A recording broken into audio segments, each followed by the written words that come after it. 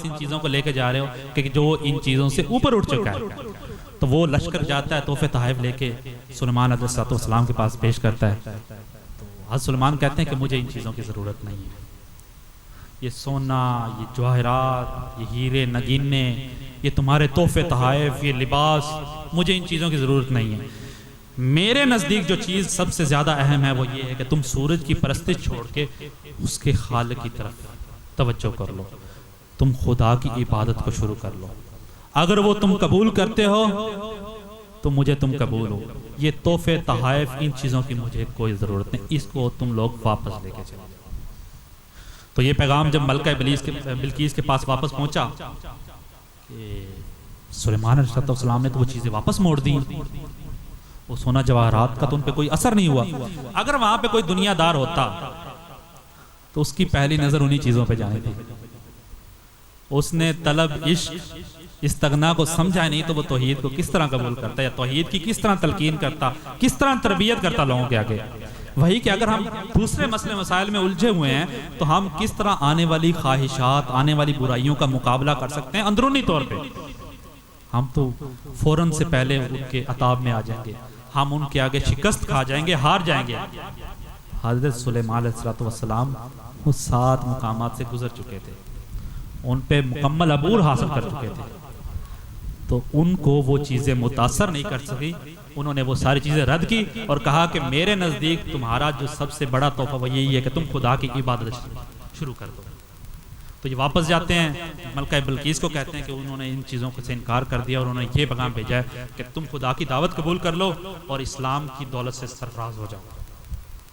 تو حضرت سلیمان نے جب یہ پیغام بھیجا تو ملکہ بلقیس نے اپنا لشکر تیار کیا اور حضرت سلیمان کے پاس آ گئی اور وہاں آ کے کہا کہ میں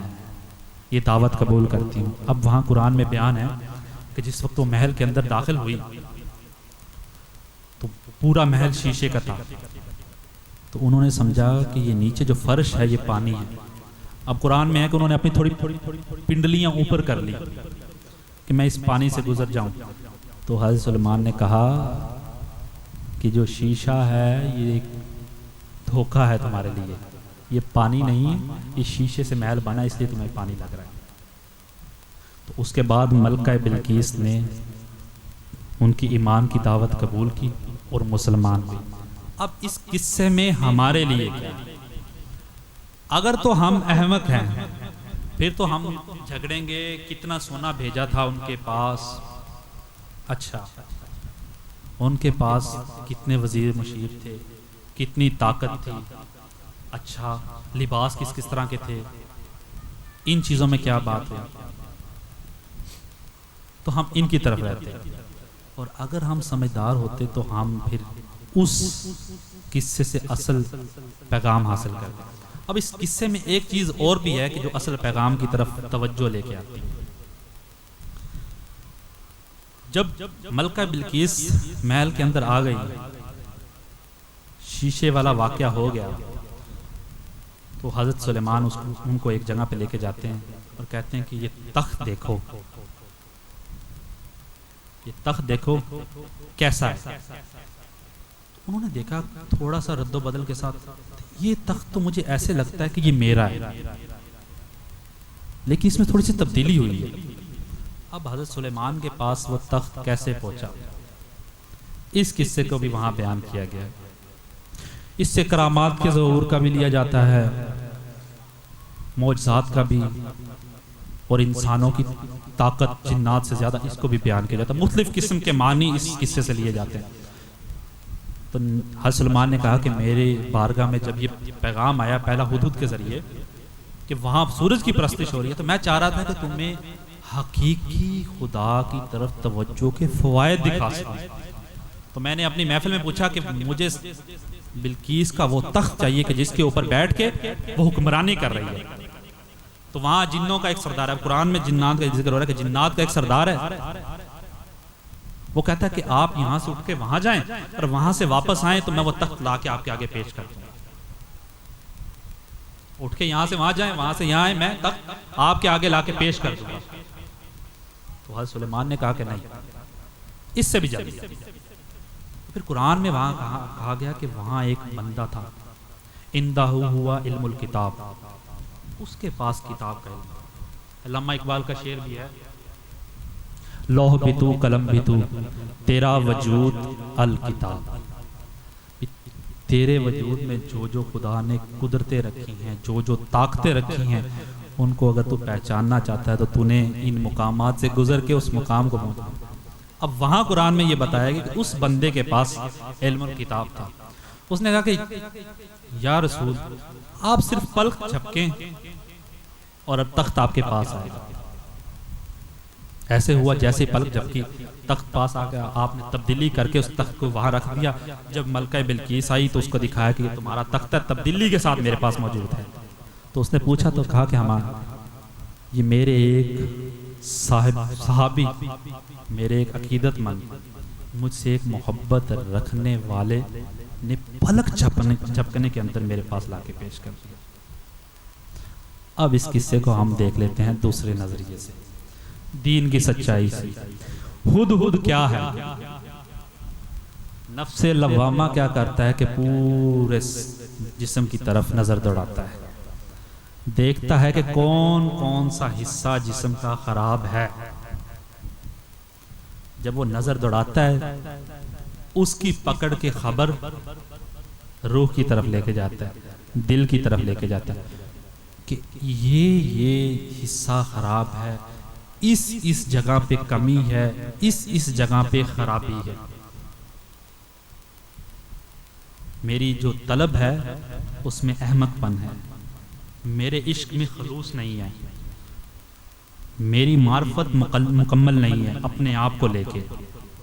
میں استغنا کے مقام پہ ہوں ہی نہیں، میرے دل میں دولت کی ہوس ہے، جاہ و جلال کی ہوس ہے، شہرت کی ہوس ہے۔ تو جب وہ نفس لوامہ پورا سفر کرتا ہے، ہدہد پورا سفر کر کے آتا ہے، تو نفس لوامہ بھی پورا سفر کر کے جسم کا آگے بیان کرتا ہے کہ وہاں پہ تو کسی اور چیز کی پرستش ہو رہی ہے، پرستش تو خدا کی ہونی تھی، جبکہ وہ دنیا کے معاملات میں پڑا ہوا ہے، وہ لالچ کا شکار ہے، اس میں مال کی ہوس ہے، وہ اولاد کے فتنہ میں مبتلا ہے۔ اب یہ نفس لوامہ جائزہ لے رہا ہے، تو جب جائزہ لے رہا ہے تو واپس جا رہا ہے روح کے پاس۔ اب روح اگر ہم موجودہ دنیا کو دیکھیں تو وہاں یہی فیصلہ کیا جائے گا کہ ان پہ سختی کرو،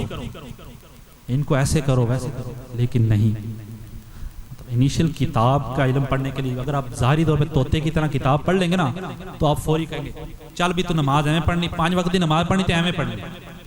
روزہ ہمیں رکھنا، فلاں وقت یہ وقت سحری کا یہ افطاری کا ہے، اس سے باہر نکلے تو اس کا تجھ سے الگ ہے طریقہ، تو اس پہ ٹھیک نہیں ہے، وہ گمراہ ہے تو ٹھیک ہے، یا تو گمراہ ہے وہ ٹھیک ہے، اس چیز میں پڑے رہیں گے۔ تو نفس لوامہ جب وہ چیزیں لے کے آتا ہے دل کے پاس تو دل ایسے ریئیکٹ نہیں کرتا، ایسے رد عمل نہیں دکھاتا کہ ہاں یہ کمیاں ہیں، دل بتاتا ہے کہ یہ کمیاں ہیں، اب میں اس کا علاج کیسے کروں؟ تو وہ پھر لوامہ کو واپس بھیجتا ہے۔ کیا کہا گا کہ نیکی وہ ہے کہ جو تیرے اخلاق میں ہے، اور بدی وہ ہے کہ جو تیرے دل میں کھٹ کے، حدیث مکرم رسول مکرم کیا کہ تیرے دل میں جو چیز کھٹ کے وہ گناہ ہے۔ کوئی کام کرنے سے پہلے یہ ایک عدل قائم کر دیا رسول مکرم نے، ایک میزان لگا دیا کہ کوئی کام کرنے سے پہلے اگر تیرے دل میں آئے، وہاں حدیث میں یہ بیان کیا کہ تو سمجھے کہ اگر اس کام کا لوگوں کو پتا چلا تو وہ مجھے اس کے بارے میں برا بھلا کہیں گے، کہ اگر میں چوری کروں گا لوگوں کو پتہ لگے کہ چور ہے تو لوگ یہ سمجھیں گے کہ ہاں یہ چور ہے، برا بھلا کہیں گے، تو وہ گناہ ہے، گناہ وہ ہے جو تیرے دل میں کھٹ کے۔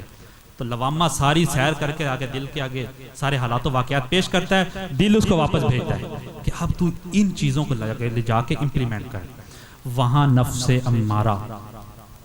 خواہشات کو لے کے بیٹھا ہوتا ہے، ملکہ بلقیس نفس امارہ خواہشات کو لے کے بیٹھا تھا وزیروں مشیروں کو، جی میں ہی رانجھے جب یہ آکا گیا ہے کہ مختلف خواہشات انسان کو، ہیر وارشہ میں یہ پنجابی میں اشارہ ہے، تو جیسے ہی وہ اس کے پاس پہنچتا ہے نفس امارہ کہتا ہے ہماری طاقت بہت ہے، خواہشات نفس امارہ کو بغلا کے کہتی ہیں کہ اس کو کہو ہماری طاقت بہت ہے، ہم تو اس پہ پوری قبضہ کر لیں گے، پوری طاقت سے حملہ کر دیں گے۔ لیکن نفس امارہ کہتا ہے کہ نہیں نہیں، میں جانتا ہوں نفس لوامہ میرے ہی قرائن میں سے ہے، میرا ہی جاننے والا ہے، میرا ہی بھائی ہے، میرا ہی دوست ہے، میں جانتا ہوں کہ یہ پیغام غلط نہیں لے کے آ سکتا، تم لوگ غلط ہو، مجھے پہلے مکمل تحقیق کر لینے دو کہ جو یہ بات آئی ہے، جو یہ پیغام آیا ہے خدا کی طرف سے، کہ کیا یہ درست ہے؟ دانائی کی جو بات آئی کیا وہ میرے دل میں کھٹک تو نہیں رہی؟ تو پھر وہ نفس امارہ اس کے بارے میں، اب وہ مزید خواہشات نفس امارہ کے ساتھ اٹیچ ہیں کہ جو نفس امارہ کو آگے دھکیلتی ہیں کہ تم لڑو، انسان کے اندر انسان کی روح کو نقصان پہنچاؤ تاکہ یہ خدا کے آگے بغاوت کر دے۔ لوامہ نے جائزہ لیا، پیغام دیا، امارہ نے قبول کر لیا، اگرچہ خواہشات نے حملہ کرنے کی کوشش کی کہ ہم اس کو بھٹکا دیتے ہیں، گمراہ کر لیتے ہیں۔ اب یہ دونوں مقامات میں لوامہ اور امارہ کی پہچان، ان کی ٹریننگ، ان کی سمجھ، ان کے بارے میں دانائی کیسے آئے گی؟ اس کے لیے آپ کو کسی صاحب ارشاد کی ضرورت پڑتی ہے کہ جس کو ان سارے مقامات کا علم ہو، جس کو پتا ہو کہ ان کے اوپر کس طرح انسان قابو پا سکتا ہے، تو وہ پھر وہ لوامہ اور امارہ کو اپنے ہاتھ میں کر کے مطمئنہ کے مقام پہ فائز ہو سکتا ہے۔ تو جیسے یہ بات کی گئی تو انہوں نے کہا کہ ہم یہ کریں گے، امارہ کہ نہیں نہیں نہیں، مجھے پتہ لگ گیا کہ یہ پیغام حقیقی ہے، پہلے روز میں عشق دے لڑ لگی، رب بخشیا کل گناہ میرا۔ یہ ہیر وارشہ کے اندر جب یہ شعر ہے نا، تو یہ وہی مقام ہے کہ جہاں امارہ اپنی خواہشات کو کہہ رہا ہے کہ یہ جو پیغام ہے نا، نیکی وہی ہے جو تیرے اچھے اخلاق ہے اور گناہ تیرے دل میں کھٹکتا ہے، تو پہلے روز میں عشق دے اس کو اسی وقت کھٹک گیا کہ ہاں یہ جو پیغام آیا نا،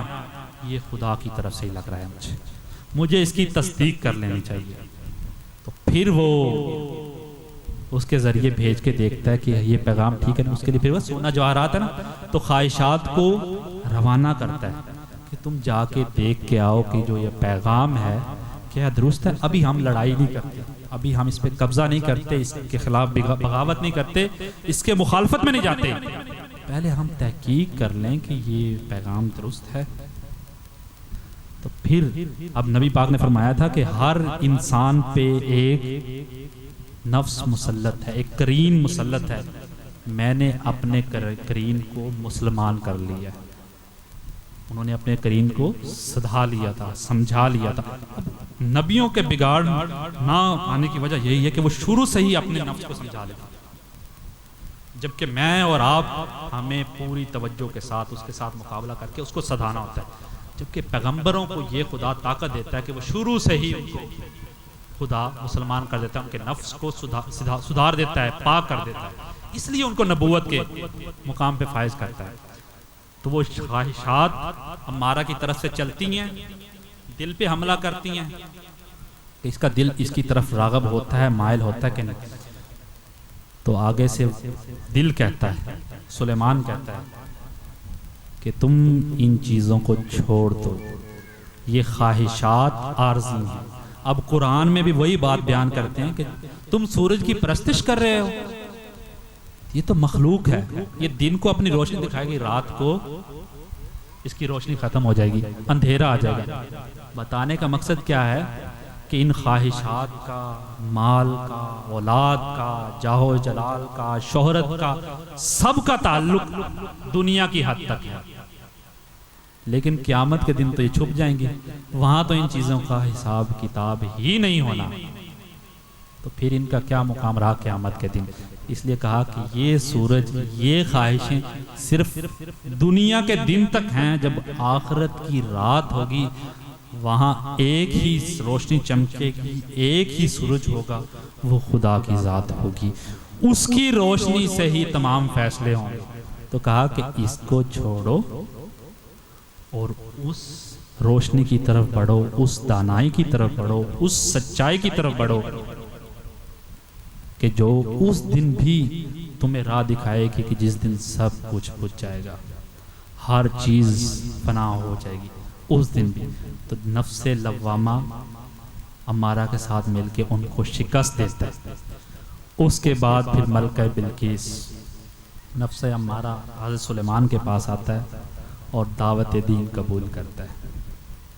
جب دعوت دین قبول ہو جاتی ہے تو پھر وہاں پہ ایک اور چیز میں نے آپ لوگوں کے سامنے بیان کی کہ تخت تھا، تخت میں تھوڑا سا بدلاؤ کر کے رکھ دیا تھا۔ اب وہ کیا تھا؟ اب وہ یہی ہے کہ شروع سے لے کے آخری پیغمبر تک شریعت نبوت کا منہج تھوڑی تبدیلیوں کے ساتھ اترتا رہا ہے۔ جس نے اس کو پہچان لیا اس کو پتہ چل گیا کہ یہ تبدیلیاں صرف وقتی ہیں،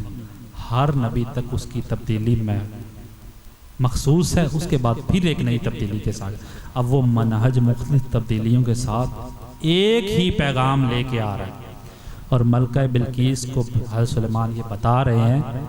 کہ اس میں تبدیلیاں ضرور ہوئی ہیں، لیکن حقیقت میں یہ وہی مقام ہے جو خدا نے تجھے حضرت آدم کی تخلیق پہ دیا تھا،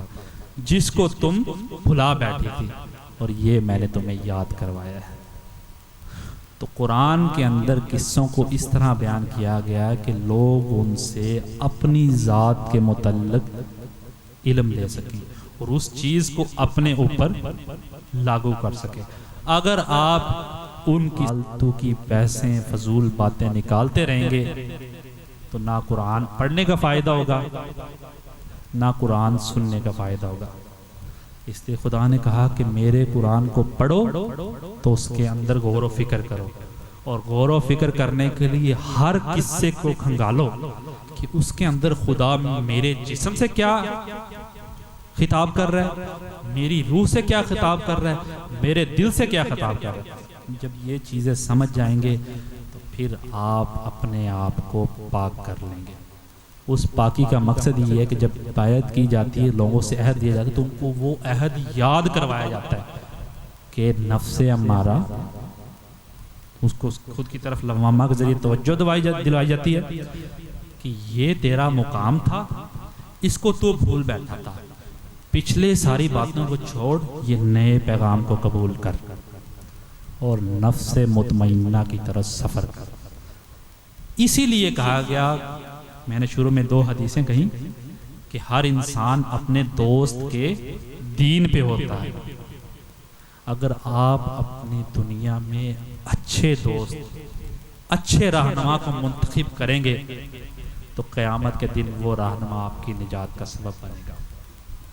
اسی لیے آپ دوست کے دین پہ ہیں۔ اس لیے رسول مکرم نے فرمایا کہ جو جس سے محبت کرے گا قیامت والے دن اس کے ساتھ ہوگا۔ ان چیزوں کا مقصد یہ تھا، یہ 2 حدیثوں کا، ساری آیات کا، الاخلاء یومئذ بعضهم لبعض عدو الا المتقین، اس دن سب ایک دوسرے کے دشمن ہوں گے، ایک دوسرے کے خلاف ہوں گے، الا المتقین، سوائے ان کے کہ جنہوں نے خدا کو پہچان لیا۔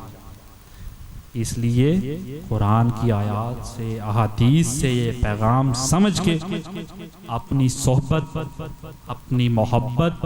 اپنی عقیدت، اپنی دوستیاں ایسے لوگوں کے ساتھ منسلک کریں کہ جن کو دیکھ کے آپ کو لگے کہ مجھے یہ نفس لوامہ کے ذریعے امارہ کے اوپر قبضہ کروا کے نفس مطمئنہ کی طرف لے جائیں، اور قیامت کے دن خدا مجھے مخاطب کرے، یا ایتھا النفس المطمئنہ ارجعی الی ربک راضیۃ مرضیہ، کہ اپنے خدا کی طرف آ جا اس حالت میں کہ خدا تجھ سے راضی ہوا اور تو خدا سے راضی تھا۔ تو اس سارے خطاب کا، اس ساری مجلس کا، ان سارے تکلفات کا ایک ہی مقصد ہے کہ دین کی وہ دانائی جو ازل سے ابد تک ایک ہی ہے، اس کو ہم نے اپنانا ہے، اپنے اوپر لاگو کرنا ہے، اور ہم نے اس تخت کی طرح ہمیں پتہ ہے کہ تخت کے اندر تبدیلی کر کے ہمیں دے دیا گیا، شریعت کے اندر تبدیلیاں کر کے نبی نے ہمارے حوالے کر دی ہے، تو ہم نے اس پہ عمل کر کے حاصل کیا کرنا ہے؟ خدا کا تعارف، طلب، عشق، معرفت، استغنا، چاروں مقامات کو پار کیا، پھر اس کے بعد توحید، اس کے بعد حیرت، اس کے بعد فقر و فنا۔ یہ تین مقام ہیں کہ جو انسان کی معراج ہیں۔ نماز مومن کی معراج ہے، وہ کہاں سے سمجھ آئے گی؟ جب آپ کو یہ تین مقام مل جائیں گے، پچھلے 4 سے نکل کے آپ ان 3 مقامات پہ کھڑے ہوں گے، پھر آپ کو پتہ چلے گا کہ نماز مومن کی معراج کس طرح ہے۔ تو اب سے ہم سب نے یہ کوشش کرنی ہے کہ اپنی طلب کو پاک کرنا ہے، اپنی طلب کو سدھانا ہے، اس کو ٹرین کرنا ہے کہ وہ احمقوں میں نہ الجھے، فضول کی بحثوں میں نہ پڑے۔ من حسن الاسلام المرئی، اسلام کا حسن کیا ہے؟ ترکہ ما لا یعنی، فضول کی بحثوں کو چھوڑنا ہے۔ حضرت عیسیٰ، اگر آپ فضول کی بحث کو، فضول کے معاملات کو نہیں چھوڑیں گے تو حضرت عیسیٰ کا وہ قصہ یاد کر لیجئے گا کہ وہ اس احمق کو کہہ رہے ہیں کہ اگرچہ میں یہ کام کر سکتا ہوں، لیکن احمقوں کو میں بھی ہدایت نہیں دے سکتا، کیونکہ احمق خدا کی قہر کی وجہ سے بنتے ہیں۔ تو ہم نے احمقوں کو چھوڑ کے عشق کے مقام پہ چل کے معرفت، استغنا، توحید، حیرت، فقر و فنا کو عبور کرنا ہے۔ یہی دین کی دعوت ہے۔ اسی دعوت کی طرف شیخ عبد القادر جیلانی نے لوگوں کو بلایا۔ ان کی جو کتاب پڑھ لیں، ان کی جو تعلیمات پڑھ لیں، اس میں اسی کی طرف توجہ دلوائی گئی ہے۔ فتوح الغیب کو شروع سے اینڈ تک پڑھ لیں۔ اس میں ایک چیز آپ شامل کرتے جائیں کہ امام شیخ عبد القادر جیلانی امام ابن حنبل کو فقہ میں فالو کرتے تھے، رفع یدین کرتے تھے، جبکہ حنفی رفع یدین نہیں کرتے۔ وجہ کیا ہے کہ ہمارے جو سلسلے ہے اس کا ایک ہی پیغام ہے کہ ان سب فضول بحثوں کو چھوڑ دینا ہے۔ اگر تم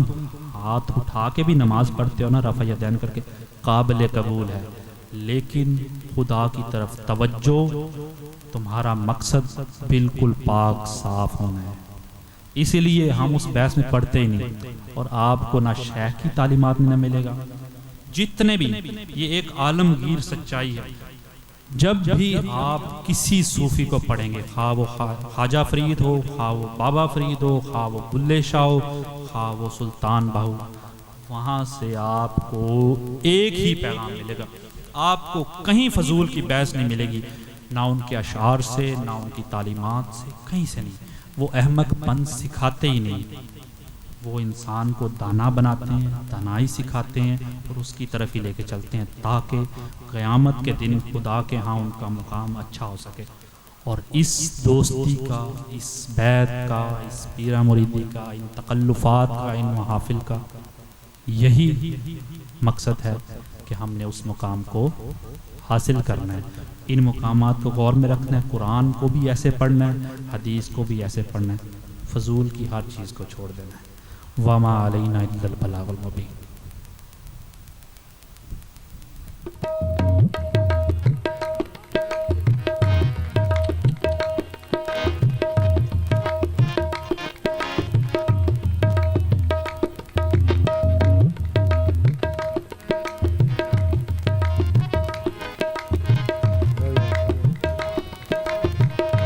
ہلو،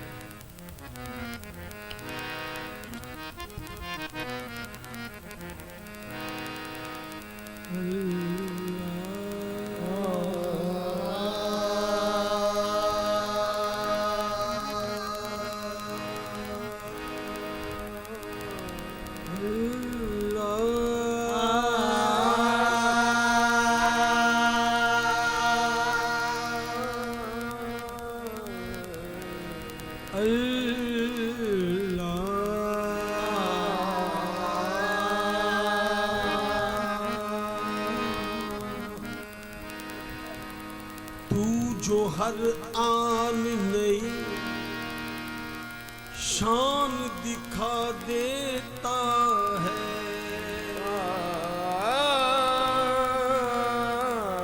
تو جو ہر آن نئی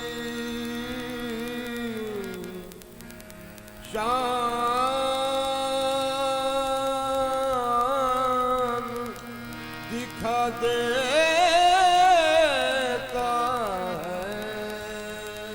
دیدہ شوق کو حیران بنا دیتا ہے دیدہ شوق کو حیران بنا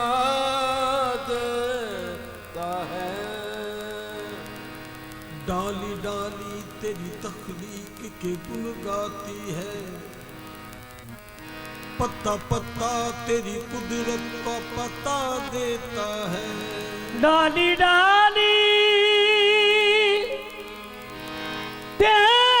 تیری تخلیق کے گن گاتی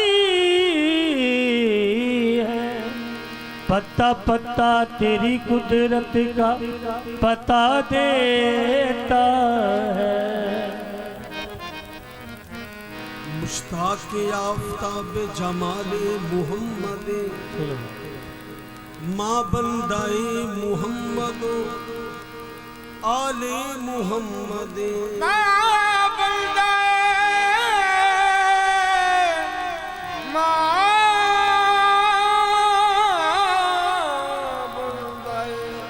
محمد آل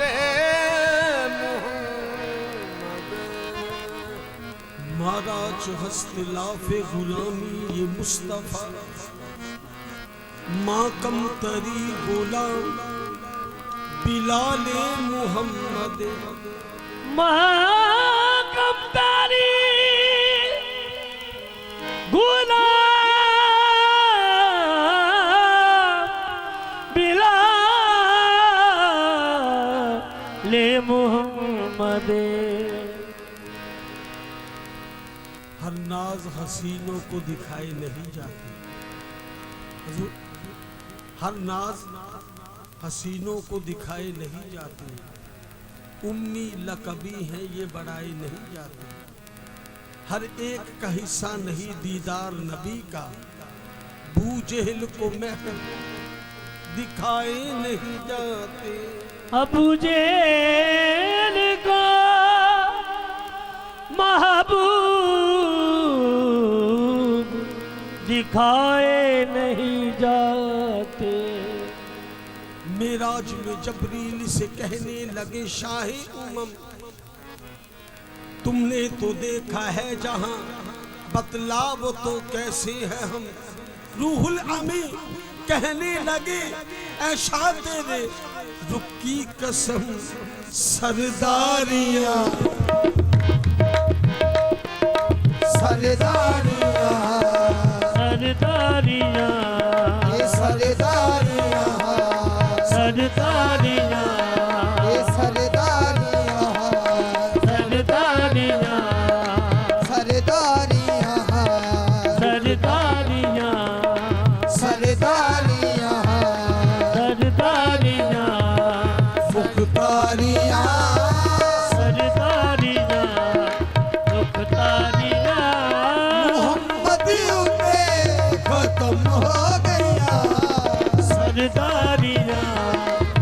मुख्तारियां मुहम्मद उते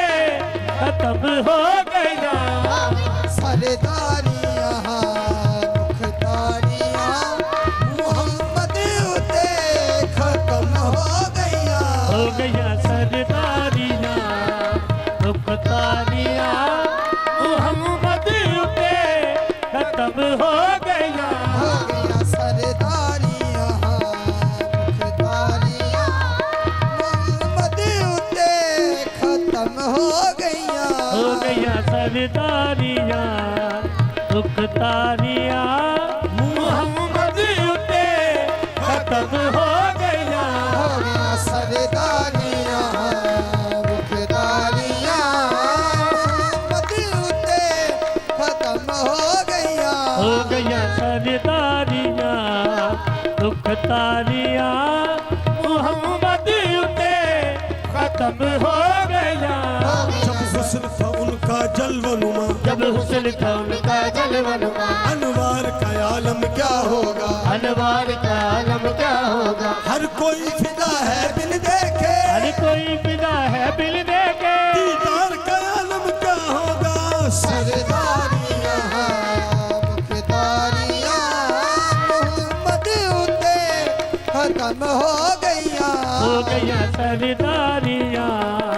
मुख्तारियां मोहम्मद उते खत्म हो गया सरदारियां मुख्तारियां ਉਹਦੇ ਹੁਸਨ ਦੇ ਵੇਖ ਕੇ ਜਲਵੇ ਨੂੰ ਉਹਦੇ ਹੁਸਨ ਦੇ ਵੇਖ ਕੇ ਜਲਵੇ ਨੂੰ ਪਹਿਲੇ ਅੱਲਾ ਕੱਲਾ ਲੁੱਟਿਆ ਗਿਆ, ਪਹਿਲੇ ਅੱਲਾ ਕੱਲਾ ਲੁੱਟਿਆ ਗਿਆ ਜਦੋਂ ਕੁੰਡਲੀ ਉਠਾ ਕੇ ਜ਼ਾਹਰ ਹੋਇਆ, ਕੁੰਡਲੀ ਉਠਾ ਕੇ ਜ਼ਾਹਰ ਹੋਇਆ ਫਿਰ ਸਾਰਾ ਮਹੱਲਾ ਲੁੱਟਿਆ ਗਿਆ। ਸਰਦਾਰੀਆਂ मुख्तारियां मोहम्मद उते खत्म हो गया सरदारियां मुख्तारियां मोहम्मद उते खत्म हो गया ਸੋਹਣਿਆ ਮਦਨੀ ਮਾਇਆ ਤੂੰ ਕੀ ਸ਼ਾਨ ਜਾਣੇ ਮੁਹੰਮਦ की शान जाने मोहम्मद दा चले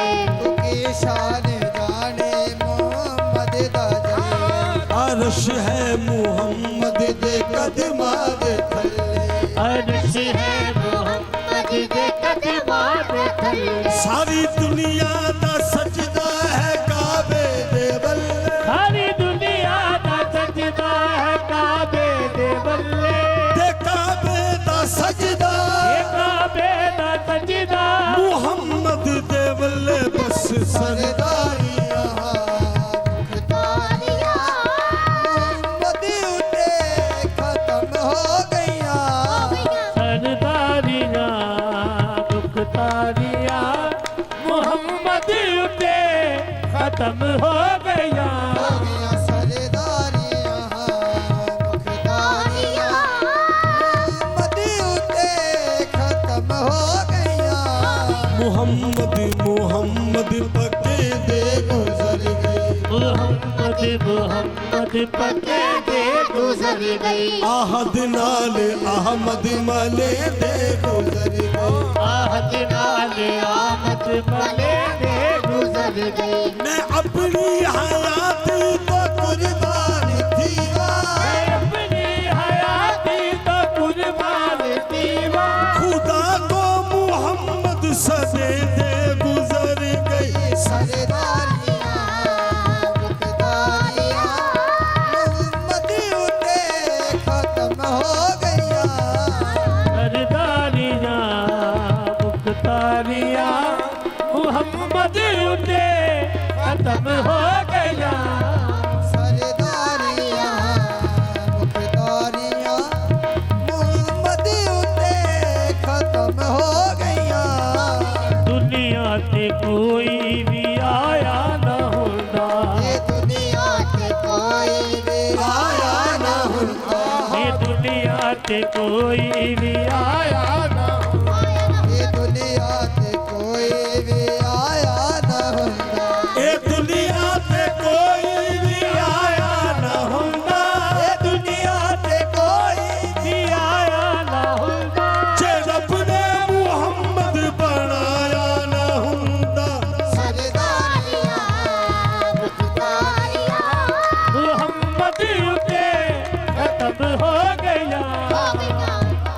दुनिया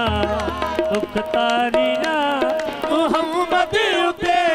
ये दुनिया पे कोई भी आया ना होता, ये दुनिया पे कोई भी आया ना होता, दुनिया पे कोई भी आया ये दुनिया पे कोई भी आया ना होता, जब मोहम्मद तेरा बिना मुहम्मद बनाया ना हुंदा बस सरदारियां मुख्तारियां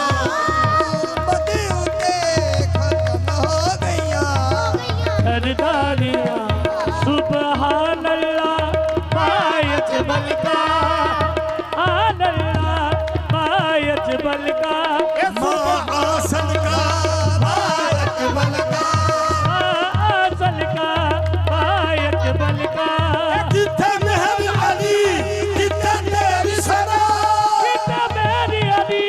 कितना तेरी सना लीग तेरी सला पूछता कि अकी कितने जानिया सरदारियां मुख्तारियां मोहम्मद उते खत्म हो गया सरदारी मोहम्मद उते खत्म हो गया सरदारियां मुख्तारियां मोहम्मद उते खत्म हो गया मोहम्मद उते खत्म हो गया ए दिलदारियां ए यारियां ये दिलदारियां मोहम्मद उते खत्म हो गया दिलदारियां यारियां मोहम्मद उते खत्म हो गया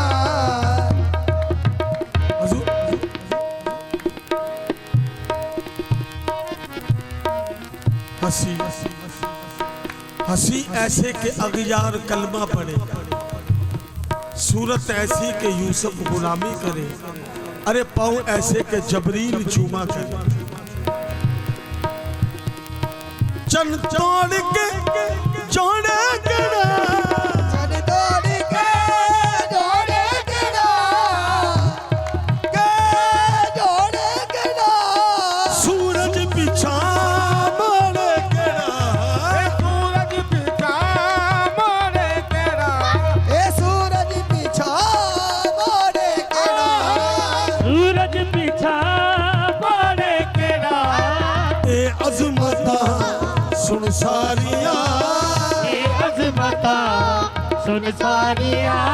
मोहम्मद उते खत्म हो गया ये अजमता सुन सारिया मुहम्मद उते खत्म हो गया ये अजमता ये सन तोड़ के जोड़े केड़ा चल तोड़ के जोड़े करा सूरज पीछा पड़े केड़ा ए सूरज पीछा पड़े केड़ा ए अजमता सुन सारिया ए अजमता सुन सारिया मोहम्मद उते खत्म हो गया ये अजमता सुन सारिया मोहम्मद उते खत्म हो गया हो गया ये अजमता सुन सारिया मोहम्मद उते खत्म हो गया ये अजमता सुन